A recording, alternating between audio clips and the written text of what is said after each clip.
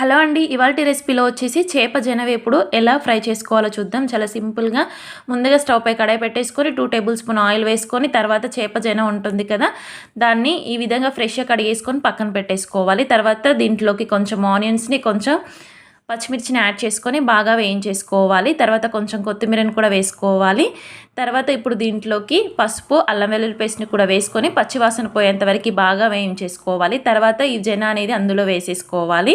Fish egg ఉంటుంది కదా! మనం మార్కెట్‌లో ఫిష్ తీసుకున్నప్పుడు అందులో ఎగ్ వచ్చినప్పుడు కొందరు పడేస్తూ ఉంటారు. అలా పడేయకుండా ఇలా ప్రిపేర్ చేసుకుంటే పిల్లలకు చాలా మంచిది. బాగా ఫ్రై చేస్తే చాలా టేస్టీగా వస్తుందనమాట. ఇలా ఈ జనని మొత్తం కలుపుకుంటూ ఫ్రై చేసుకోవాలి. మొత్తం విడిపోతే మనకి బాగా ఫ్రై అవుతుందనమాట.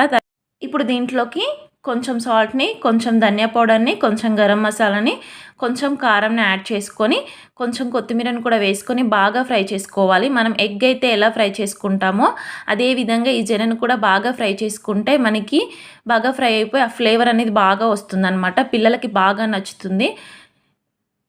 ఇలా మొత్తం కలుపుకుంటూ వేయించేసుకోవాలి. ఇది వేగడానికి మినిమమ్ ఒక 10 మినిట్స్ అయినా పడుతుందనమాట.